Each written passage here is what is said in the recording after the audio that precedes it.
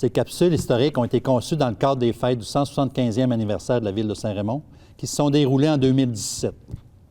À cause de situations hors de notre contrôle, elles ne vous avaient pas encore été présentées.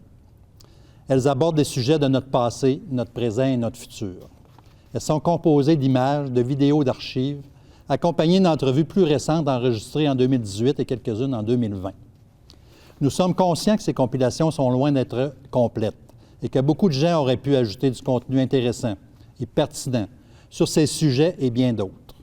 Puisque la Ville est en constante évolution, il nous faut clore notre travail de recherche et vous présenter ce que nous avons réalisé à date. Nous espérons que ces capsules sur l'histoire de Saint-Raymond susciteront votre intérêt. Bon visionnement. Merci à CJSR, particulièrement à Stéphane Lépine, pour son travail acharné. Saint-Raymond, riche d'histoire, riche d'avenir.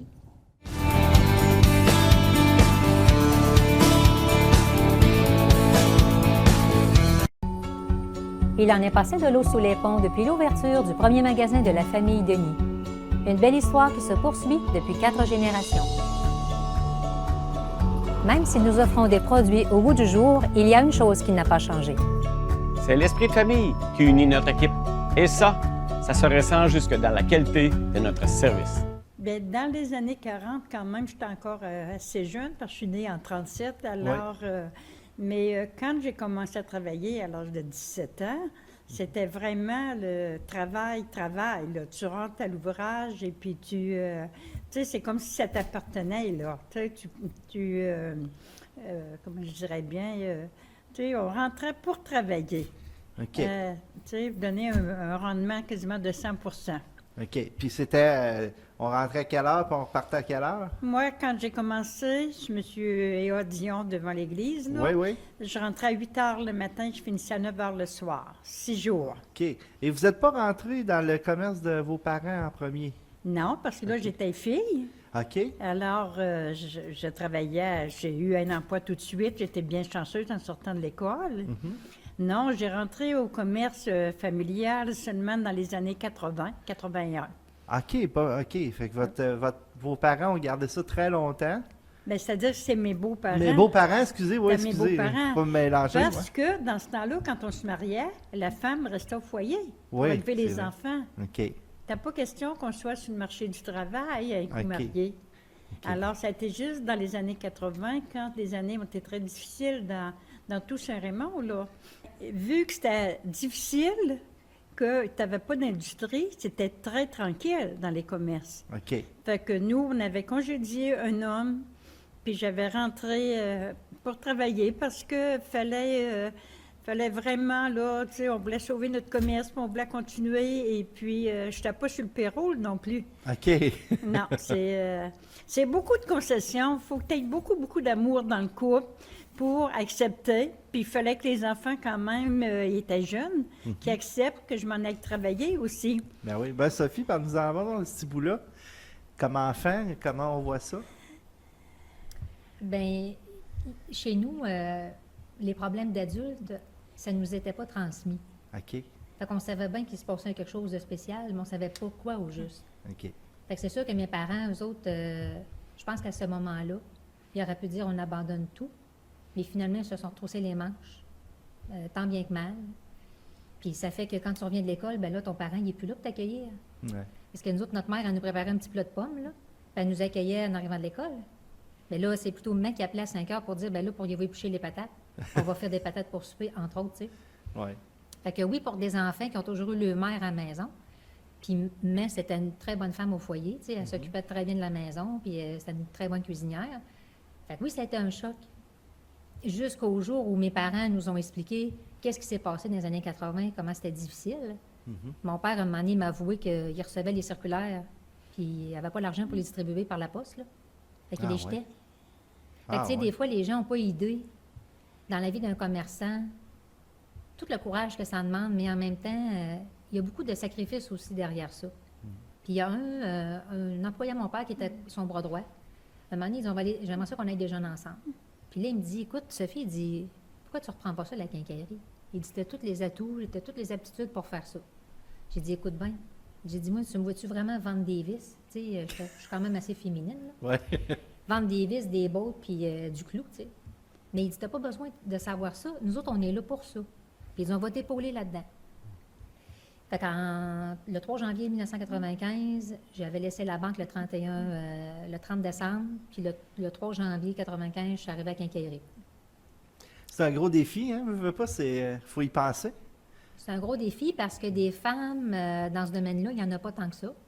Même encore aujourd'hui. Moi, quand je vais dans les salons d'achat chez Home Hardware en Ontario, il n'y a pas tant de femmes que ceux qui sont propriétaires de la quincaillerie. Ouais. Il y a des femmes qui vont épauler leur conjoint, mais qui sont propriétaires, moi et Philippe, 50-50. Il n'y en a pas de filles, là. Le commerce, c'était un peu comme une vie de famille. OK. Tu sais, une belle équipe, puis c'est important les employés aussi. Ouais, oui. Tu sais, avoir une communication, puis c'était vraiment une vie de famille. Parce que quand tu as des exemples comme mes parents, tu sais, maman qui est super souriante, accueillante, aujourd'hui, elle est à sa retraite, puis les gens, ils disent encore, tu sais, Mme Denis, elle nous manque parce que, bon, son accueil, son sourire, tu sais. Puis mon père qui est un travailleur acharné aussi. Fait que ça fait des grosses pointures à chausser. Oui, c'est ça. Et là, quand tu es la 4e génération d'une entreprise, il y a 3 générations en arrière de toi qui te regardent aller, là, quelque part. Puis là, tu ne veux pas te planter, là. Parce que là, tu vas avoir l'air de quoi aux yeux de ces gens-là? Tu veux continuer l'héritage. Bien sûr. Puis en même temps, moi, je dis toujours que transférer, vendre une entreprise à ses enfants, monétairement, c'est assez simple, qu'on pourrait dire. Mais transférer une philosophie d'entreprise à des enfants, c'est là le gros défi. Ouais. Puis heureusement qu'en 2000, Philippe est venu me rejoindre puis qu'on est devenu associés 50-50 là-dedans. Philippe, c'est un gars qui est au public. C'est un gars qui a eu une ferme avant, mais il a une facilité avec les gens. Les gens l'aiment bien, Philippe. C'est un gars qui a super bon service à la clientèle. Puis moi, j'avais déjà eu une expérience avec la banque. Fait que dans la vie, on ne fait jamais rien pour rien. Fait que ces expériences-là nous ont comme préparés à prendre le relève de l'entreprise. Puis moi, j'ai eu la chance de travailler avec mes parents longtemps. Tu sais, encore avec moi jusqu'en 2017. Puis l'idée, c'est que ça continue encore, puis que les gens, quand ils rentrent chez nous, ils se sentent accueillis, puis ils se sentent un peu comme s'ils étaient chez eux. Bien, c'était important d'être au service de la clientèle, parce que c'est lui qui ramène, tu sais, les profits. Alors, il fallait être toujours disponible, être de bonne humeur, être souriant. Et puis, on rentrait au travail. Tu sais, nous disait tout le temps, autrefois, dans des cours, les problèmes de famille, ça reste à la maison. Quand tu arrives à l'ouvrage, c'est moins le cas à cette heure, parce que, tu sais, il y a trop de choses, je pense que ça a trop changé vite, mais la clientèle faisait partie de la famille, puis était bien accueillie, puis c'est important de bien leur répondre, parce qu'ils se fient à nous autres. Ouais. Il faut lui donner la bonne réponse, il faut lui donner le bon morceau, il faut lui donner la bonne chose. Et puis, ça a toujours été quand même notre marque de commerce. Hein? Mais ça va toujours être ça aussi. Ouais. Parce que c'est une entreprise familiale. Fait que l'esprit de famille, même pour nos employés, ça ne doit pas toujours être simple, là, à un moment donné, d'avoir M. Denis, Mme Denis, Sophie puis Philippe pour travailler les 4 sur le même plancher. Ouais. Tu sais, ça fait à peu près comme 4 chiffres. Fait que là, l'ordre vient d'un, l'ordre vient de l'autre, puis là, à un moment donné, bien...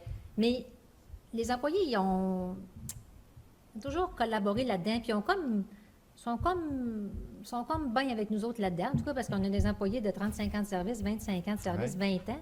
On a beaucoup d'employés qui ça fait des années qui sont avec nous autres. Puis, tu sais, moi, je me dis, l'avantage que j'ai eu avant d'être un patron, c'est d'avoir été un employé dans une banque.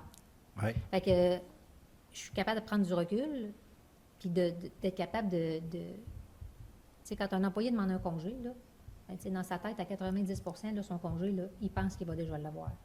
C'est certain que si d'ici 5 ans, si un des enfants ne fait pas le choix de reprendre la quincaillerie, ben moi et Philippe, on va préparer notre sortie là, pour être capable de... OK. Moi, je ne travaillerai pas jusqu'à 80 ans au magasin comme ma mère. Ah ouais? J'ai pas cette ambition-là. Le premier conseil, là, c'est de ne pas se comparer. De ne pas se comparer à ses amis qui font 35 heures semaine. De ne pas penser que ta vie, elle sera pas facile, ta vie. Puis en même temps, c'est un choix que tu fais, mais en même temps, c'est un choix là, de... Une entreprise, là, ça ne se gère pas avec 20 heures semaine. Une entreprise, c'est un minimum 50 heures semaine. Il faut que tu sois dedans ton entreprise. Tu ne peux pas penser d'avoir une entreprise puis de passer 40 heures au golf par semaine. Dans ma tête à moi, ça ne se peut pas. Parce qu'il faut que tu sois là pour prendre le pouls de ce qui se passe dans ton entreprise. Fait que ce que je dirais à un jeune qui veut se lancer en affaires, fais les pour et les contre sur une feuille, là, puis dis-toi, es-tu capable, toi, de travailler 50 heures, 60 heures? Parce que dans le fond, ton entreprise, ça devient le prolongement de toi-même. Autrefois, tu n'avais pas tant le gouvernement dans toute la paperasse et toutes ces choses-là, mais à cette heure, tu sais, c'est beaucoup, beaucoup de papier. Le bureau, c'est quelque chose aussi. C'est pas rien que le travail sur le plancher. C'est tout ce qu'il y a en arrière, comptabilité, c'est Les beaucoup. achats, l'administration. Oui.